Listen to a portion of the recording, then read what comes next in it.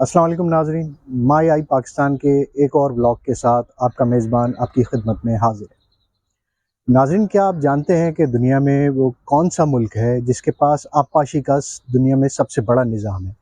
और ये निज़ाम इस कदर बड़ा है कि पूरे मुल्क का तकरीबन 5 करोड़ एकड़ से भी ज़्यादा यानी 14 मिलियन हेक्टेयर पर मुश्तमिल ज़मीनों को सैराब कर सकता है। जी हाँ नाजरीन, ये मुल्क हमारा प्यारा पाकिस्तान है और आबपाशी के इस निज़ाम को इंडस बेसन इरिगेशन सिस्टम के नाम से टेक्निकल टर्म्स में पहचाना जाता है। पाकिस्तान के हवाले से दूसरी सबसे बड़ी अहम बात यह है कि हमारे मुल्क में ज़राअत के लिए साजगार और मौजू तरीन मौसम भी है और तकनीकी ज़बान में इस सिस्टम को एग्रो इकोलॉजिकल डाइवर्सिटी यानी ज़राअत के लिए माहौलियाती तनव्वुर कहा जाता है। मुल्क को तूल व अर्ज़ में देखें तो ये मुल्क को गवादर से खंजराब तक फैला हुआ ये मुल्क मुख्तलिफ रीजन्स में यहाँ मुख्तलिफ मौसम पाए जाते हैं। मुख्तलिफ सब्जियों और फलों अजनास की पैदावार के लिए मौजू तरीन सिस्टम होने के बावजूद हमारे मुल्क में वो अंदाज़ा करें कि क्या कुछ नहीं है जिसकी वजह से इंटरनेशनल मार्केट्स में तलब पूरी की जा सकती है। तीसरी सबसे बड़ी बात यह है कि पाकिस्तान का अहम महल वकू यानी स्ट्रेटजिकली इम्पॉर्टेंट लोकेशन मैप में बहुत इम्पॉर्टेंट अहमियत की हामिल है। दुनिया के मुख्तलिफ ममालिक में अगर देखें तो यहाँ से बहुत सारी लोकेशंस की तरफ हमारी रसाई बहुत आसान है। यही वजह थी कि हमारी स्ट्रेटजिक लोकेशन की मजबूती के या उसकी अहमियत की वजह से रूस को भी हमारे गर्म पानियों तक रसाई चाहिए थी ताकि वो भी बआसानी तिजारत कर सके।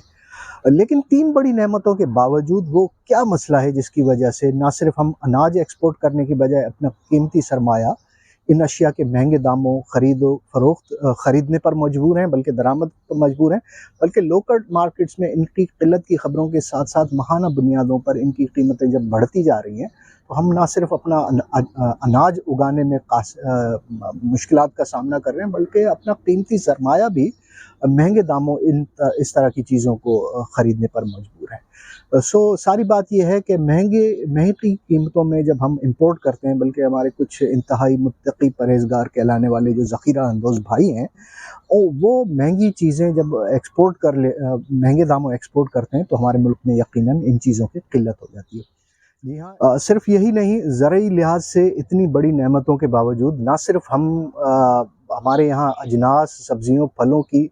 किल्लत है, बल्कि जो कुछ दस्तयाब है वो भी ना सिर्फ नायाब और महंगा हो चुका है, बल्कि हुकूमत इसे ना सिर्फ सस्ते दामों बेचकर इंटरनेशनल मार्केट में महंगी कीमतों में इंपोर्ट करती है, बल्कि हमारे यहाँ कुछ ऐसे मुत्तकी परहेजगार कहलाने वाले ज़ख़ीरा अंदोज़ भाई भी हैं जो इन महंगी अशिया की स्मगलिंग में मुलविस हैं।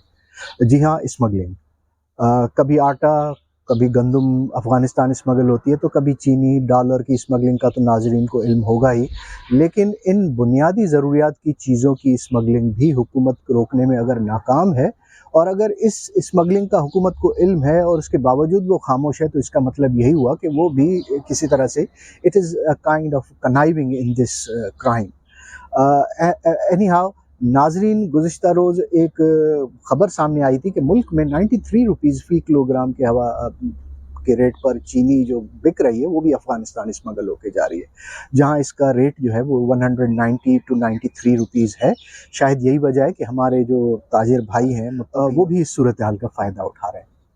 हाल ही में क्वेटा से चागी पहुंचने वाली एक ट्रेन से सैकड़ों टन चीनी जो है वो कस्टम्स हुकाम ने जब्त कर ली,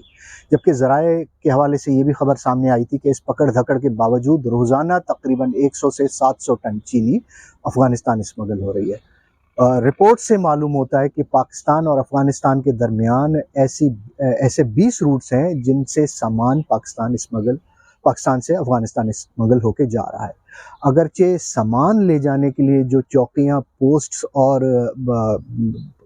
पिकेट्स बनी हुई हैं वो मुख्तलिफ हैं, लेकिन सामान किसी न किसी तरह से ये बिला रोक टोक अफ़गानिस्तान पहुंच जाता है, जिनमें चमन, किला सैफुल्ला, किला अब्दुल्ला, पशीन और ज़ोब जैसे रास्ते शामिल हैं। इस हवाले से अगर हम पंजपाई के इलाके का भी नाम सामने आ रहा है, जो तिजारत के लिए अगरचे बंद तो कर दिया गया है, लेकिन इस रूट को सिर्फ कानूनी तिजारत के लिए ही बंद किया गया है। ज़राए ये कहते हैं कि सिंध और पंजाब के रास्ते घोटकी वगैरह جو علاقے ہیں، جیسے پہلے کوئٹہ پہنچتی ہے چینی، اور پھر چاغی تک بس، گاڑی، ٹرک یا پھر ٹرین کے ذریعے چینی کی بوریاں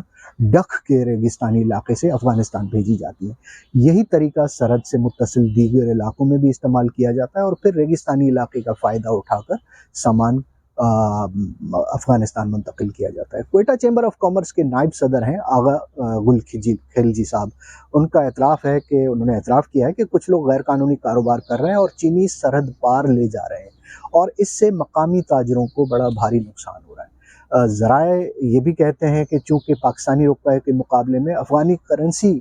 جو ہے، افغانستان کی کرنسی افغانی، اس کی قدر زیادہ ہے، لہٰذا تاجر پاکستان میں اپنی چینی بیچنے کی بجائے سستی خرید کے افغانستان میں قانونی طور پر یا غیر قانونی طور پر لے جا کر بیچ رہے ہیں، جس سے نہ صرف ملک چینی کی قلت کا خدشہ ہے ملک میں، ہمارے پاکستان میں، بلکہ غیر قانونی اسمگلنگ کی وجہ سے ملکی زر مبادلہ کا بھی نقصان ہو رہا ہے۔ نتیجہ کیا ہوا؟ نتیجہ یہ ہوا کہ قلت اگر اپنے ملک میں ہوگی تو الٹیمیٹلی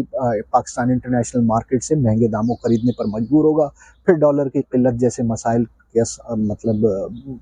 اس طرح کی باتیں کہہ کے گورنمنٹ ہمیں بیوقوف بنانے کا سلسلہ جاری رکھتی ہے۔ دگنی قیمت وصول کرنے والوں کا دین و ایمان صرف ایک ہی چیز ہے، وہ یہی ہے کہ پیسہ۔ نامور فلسفی ہیں والٹیئر، ان کا بھی یہی کہنا تھا کہ when it comes to the money everybody has same religion، یعنی عیسیٰ پیر نہ موسیٰ پیر، سب سے بڑا ہے پیسہ پیر۔ حکومت پاکستان نے افغانستان کی سرحد پر جو اس قدر طویل باڑ لگائی ہے، جس کے لیے خطی رقم بھی خرچ ہوئی تھی، اس کی سیکیورٹی اور حفاظتی اقدامات کے باوجود بنیادی ضرورت کی چیزوں کا اس طرح سے پاکستان سے اسمگل ہونا باعث تشویش تو ہے ہی۔ اس حوالے سے حکومت کو چاہیے کہ نہ صرف اپنی ناک کے نیچے ہونے والی اس غیر قانونی کبھی سرگرمی کو ویسے ہی کچلا جائے جیسے دہشت گردوں کو آپریشنز کے ذریعے کچلا جاتا ہے، تاکہ پاکستان کا قیمتی سرمایہ محفوظ اور ملک میں بنیادی ضرورت کی چیزوں کی دستیابی کو اس کے جائز طریقے پر، جائز نرخوں پر یقینی فروخت بنایا جا سکے۔ اگلے بلاگ تک کے لیے اپنے میزبان کو اجازت دیجیے، حاضر ہوں گے ایک نئی سٹوری کے ساتھ، تب تک کے لیے پاکستان زندہ باد۔